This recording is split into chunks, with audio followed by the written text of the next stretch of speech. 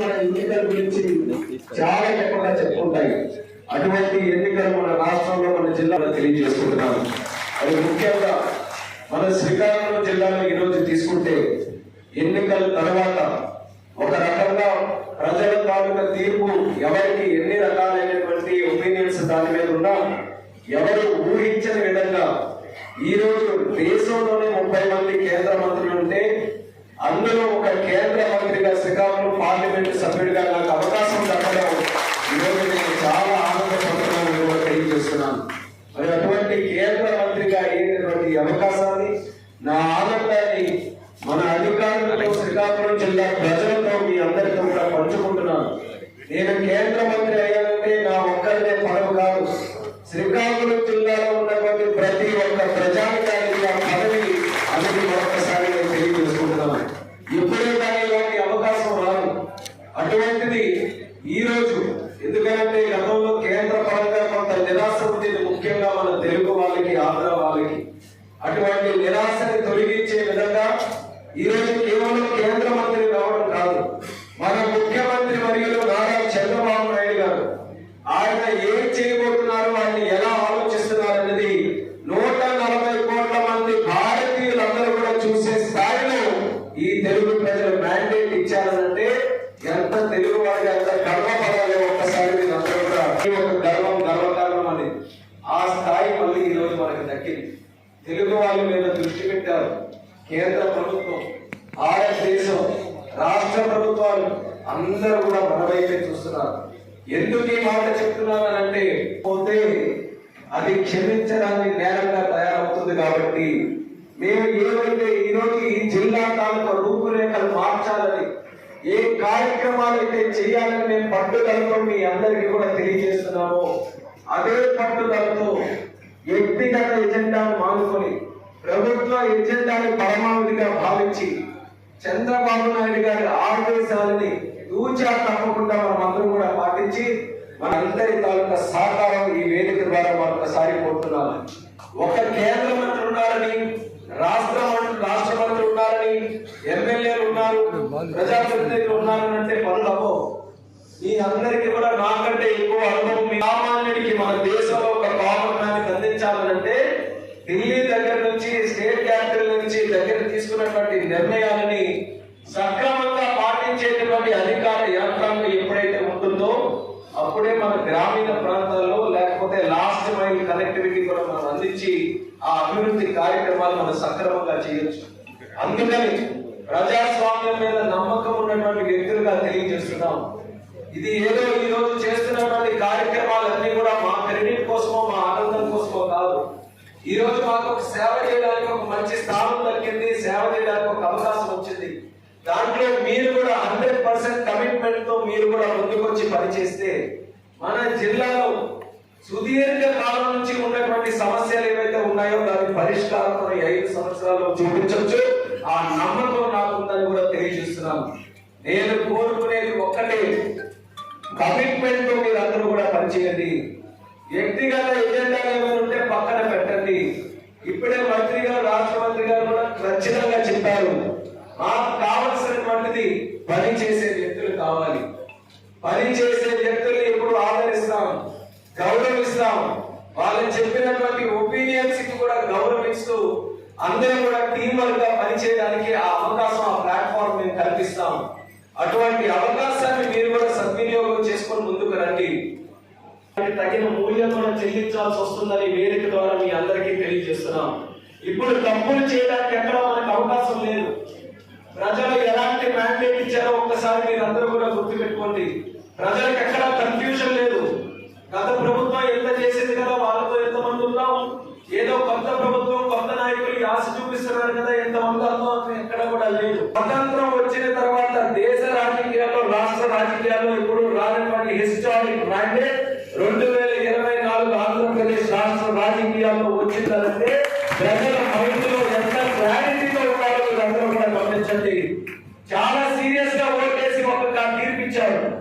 మాకు అభివృద్ధి కావాలి, మాకు భవిష్యత్తు కావాలి, రాష్ట్రంలో ఉన్నటువంటి సమస్యల మీద స్పందించే నాయకులు మాకు కావాలని చంద్రబాబు నాయుడు గారిని, నరేంద్ర మోదీ గారిని, పవన్ కళ్యాణ్ గారిని ఆదరించి కూటమిని రాష్ట్రంలో కేంద్రంలో ఏర్పాటు చేశారు.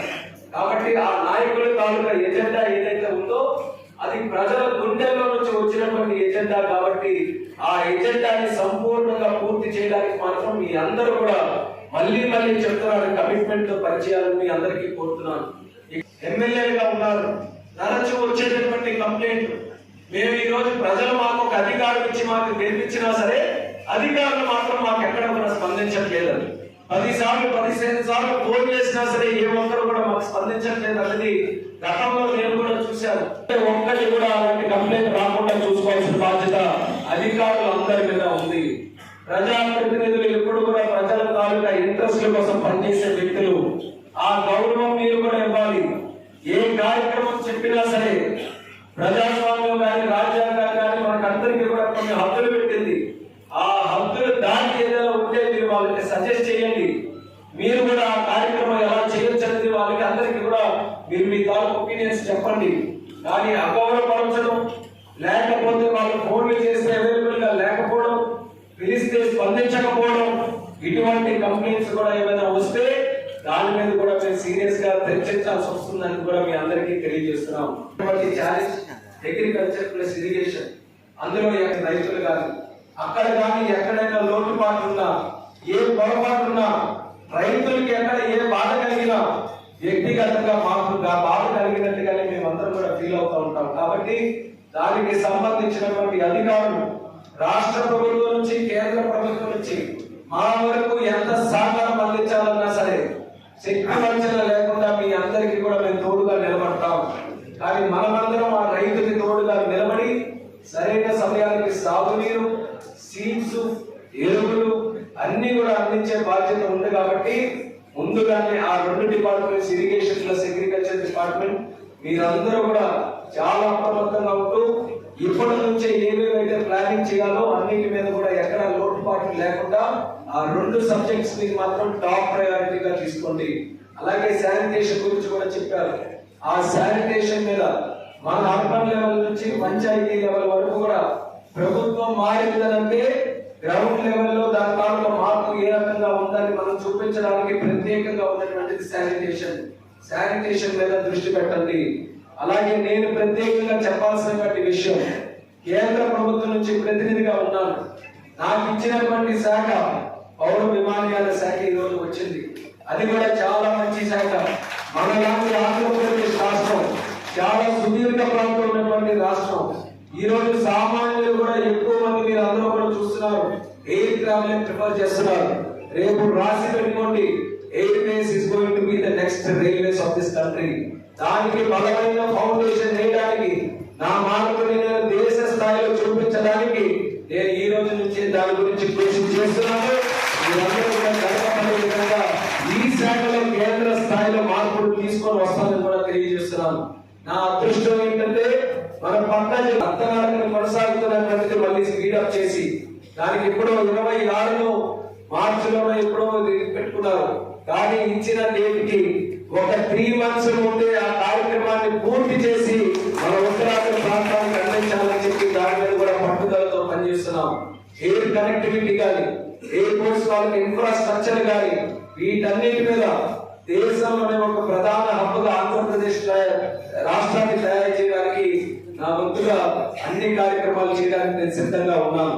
కానీ కేంద్రంలో మీరు అందరూ కూడా తెలిసి ఉంటుంది, ఒక మంత్రిగా ఉంటే 30 మంది మంత్రులు ఉన్నారు. ప్రధానమంత్రితో కలిసి కేంద్ర మంత్రులు సహాయకు ఉన్నటువంటి 4 ఇంపార్టెంట్ పోర్ట్ఫోలియోస్, హోమ్ కానీ, డిఫెన్స్ కానీ, ఫైనాన్స్ కానీ, ఎక్స్టర్నల్ అఫైర్స్ దగ్గర నుంచి ఈ రోజు మిగిలినటువంటి 26 కేబినెట్ మంత్రుల వరకు అందరితో కూడా నాకు వ్యక్తిగత పరిచయాలు ఉన్నాయి.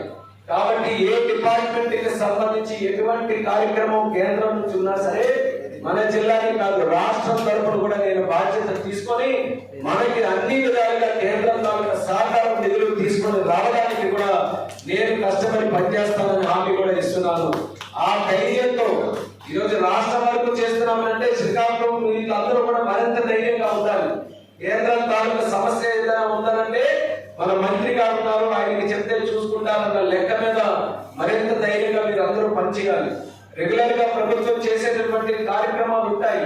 కానీ మా ఆలోచన ఈ 5 సంవత్సరాల్లో జిల్లాలో శాశ్వతమైనటువంటి సమస్యలు ఏవైతే ఉన్నాయో అటువంటి సమస్యలకు పరిష్కారం తీసుకొని వచ్చినప్పుడే మరి కేంద్ర మంత్రిగా రాష్ట్ర మంత్రిగా ఇంత పెద్ద మ్యాండేట్ తో గెలిచినటువంటి మన ప్రభుత్వానికి న్యాయం చేసినట్టు. ఏవైతే పెద్ద పెద్ద ప్రాజెక్టులు ఇరిగేషన్ ప్రాజెక్టులు ఉన్నాయో కొన్ని రాష్ట్రాల మధ్యన విభేదాలతో కోర్టుల తాలూకు విభేదాలతో ఉండిపోయినాయి, కొన్ని నిధులు లేక ఉండిపోయినాయి. కానీ కేంద్రం ఈ రోజు చాలా మంచి స్కీమ్స్ ఈ రోజు తయారు చేసి వస్తుంది. బాధ ఎక్కడ కలిగిందనంటే గత 5 సంవత్సరాల రాష్ట్ర ప్రభుత్వం తాలూకు పొరపాట్ల వల్ల, వాళ్ళకి అవగాహన లేకపోవడం వల్ల, దృష్టి పెట్టలేకపోవడం వల్ల కొన్ని మంచి స్కీమ్స్ లో వేల కోట్ల రూపాయలు కేంద్ర పథకం నుంచి ఇస్తున్నా సరే మనం సద్వినియోగం చేసుకోలేకపోయాం. బెస్ట్ ఎగ్జాంపుల్ తీసుకోవాలంటే ట్రైబల్ లో నేను ఒక ప్రశ్న పార్లమెంట్ లో అడిగితే ఆ హెడర్ కింద ఏ రాష్ట్రం ఎన్ని ఫండ్స్ ఈ ట్రైబల్ దీని కింద యూజ్ చేసుకున్నాయంటే మొత్తం దేశం అన్ని కూడా 10 నుంచి 100 కోట్లు 200 కోట్ల వరకు ఉంటే ఆంధ్రప్రదేశ్ లో ఆ సెక్షన్ లో 0 అంటే 0 ఉంది. ఎంత బాధ కలిగిందంటే మనం ట్యాక్స్ కట్టి కేంద్రానికి పంపిస్తే ఆ డబ్బులు కూడా వినియోగించుకునే పరిస్థితిలో ఆ రోజు ప్రభుత్వం లేదు రాష్ట్రంలో. అలాగే జల్ జీవన్ మిషన్ ఇంటింటికి కూడా కొలాయించేటటువంటి మిషన్, దాని మీద కూడా నేను పార్లమెంట్ లో ప్రెసిడెంట్ గా మంత్రి గారికి జలశక్తి మంత్రి గారికి కలిస్తే నేనేం చేస్తానయ్యా మీ రాష్ట్రంలో ఉంది, ఆంధ్రలో మన శ్రీకాకుళం ఉండేది. అలాంటి కేంద్రం నుంచి వచ్చేటటువంటి పథకాలు మనం సద్వినియోగం చేసుకుంటే బ్రహ్మాండంగా మన అభివృద్ధి సాధించవచ్చు. దాని మీద నేను దృష్టి పెడతాను. అధికారులందరికీ కూడా తెలియజేస్తున్నాం, మా తాలూకా సపోర్ట్ పనిచేసే వాళ్ళకి ఫుల్ ఫ్లెడ్జెడ్ గా ఉంటుంది. నిర్భయంగా మీరందరూ పనిచేయండి, ప్రజల కోసం మీరందరూ కూడా పనిచేయండి, ప్రజాప్రతినిధుల్ని కలుపుకుంటూ మీరందరూ కూడా పనిచేయండి. ఎక్కడ ఎటువంటి ఇష్యూ కూడా రాదు, మేము ఎక్కడ కూడా మేము ఇంటర్ఫియర్ అవ్వం. కానీ ఎక్కడైనా నగరాని కారణాల వల్ల సమస్యలు వస్తే మాత్రం రాష్ట్ర మంత్రి గారు కానీ నేను కానీ ఎవరైనా సరే అందులో జోక్యం చేసుకుని అది మళ్ళీ గాడిలో పెట్టడానికి మాత్రం మేము కఠినమైనటువంటి నిర్ణయాలైనా మేము తీసుకోవాల్సి వస్తుంది. దానికి కూడా మీరు సిద్ధంగా ఉండాలని కూడా ఈ సందర్భంగా తెలియజేస్తున్నాను. అందులో ముఖ్యంగా గతంలో ప్రభుత్వం తాలూకా ఫెయిలియర్, గత రాష్ట్ర ప్రభుత్వం తాలూకా ముఖ్యమైనటువంటి ఫెయిలియర్ రోడ్స్ లో వచ్చింది. అటువంటి రోడ్స్ కూడా ప్రతి ఒక్కటి మీరు ఐడెంటిఫై చేయండి. వితిన్ 6 months ఎక్కడ కూడా గుంతలు లేకుండా రోడ్లు చేయాల్సినటువంటి బాధ్యత మన మీద ఉంది. అందులో ముఖ్యంగా శ్రీకాకుళం నుంచి ఆంధ్ర వలస ఉన్నటువంటి రోడ్డు అది ఎంత దయనీయంగా మారిందో మీ అందరికీ కూడా తెలుసు. కొన్ని ప్రాణాలు, అమాయకమైనటువంటి ప్రాణాలు కూడా పోయాయి. 6 months లో ఆ రోడ్డుని కంప్లీట్ చేయాలని రాష్ట్ర మంత్రి గారు కూడా తెలియజేశారు. R&D డిపార్ట్మెంట్ తో మాట్లాడి ఎక్కడి నుంచి అయినా సరే దానికి నిధులు తీసుకొని వచ్చి ఆ రోడ్డుని మాత్రం వితిన్ 6 months చేకూర్చే బాధ్యత మనం అందరం కూడా తీసుకోవాలి. రేపు ఈరోజు ఫైనాన్స్ కావాలంటే ఇమీడియట్ రిలీజ్ చేపిస్తా అని చెప్పి రేపు మొదలు పెడతామని మాట ఇచ్చారు. తెల్లవారి అదే పని నేను మాట ఇచ్చానంటే నేను అదే పనిలో నుండి తెల్లవారి ఆ కాంట్రాక్ట్ పట్టుకున్నాను. ఇప్పుడు రేపు నుంచి స్టార్ట్ చేయమని చెప్పి చెప్తాను, చేస్తాను అన్నాడు. ఒకసారి మాట్లాడిన నాకు తెలియజేసుకుంటున్నాం. ప్రజల మ్యాండేట్ తో ఈ యొక్క ప్రభుత్వాన్ని మనం ఏర్పాటు చేసుకున్నాం కాబట్టి మనం శ్రద్ధగా పనిచేసి మనకి ఇచ్చినటువంటి టార్గెట్స్ ని, మనకి అప్పచెప్పినటువంటి కార్యక్రమాలని ప్రజలని దృష్టిలో పెట్టుకొని చేయడానికి అందరూ కూడా ముందుకు రావాలని అందరికీ కూడా కోరుకుంటూ మరొకసారి కార్యక్రమానికి ఇచ్చేసిన వాళ్ళందరికీ కూడా నా ధన్యవాదాలు తెలియజేసుకుంటున్నాను. మొట్టమొదటి కేంద్ర మంత్రి అయిన తర్వాత పెట్టుకున్నటువంటి రివ్యూ మీటింగ్ అందరూ కూడా ఇది ఒక డైరెక్షన్ గా మీరు అందరూ కూడా తీసుకొని 5 years కూడా కమిట్మెంట్ తో టీం వర్క్ తో పనిచేద్దామని తెలియజేసుకుంటూ సెలవు తీసుకుంటున్నాను.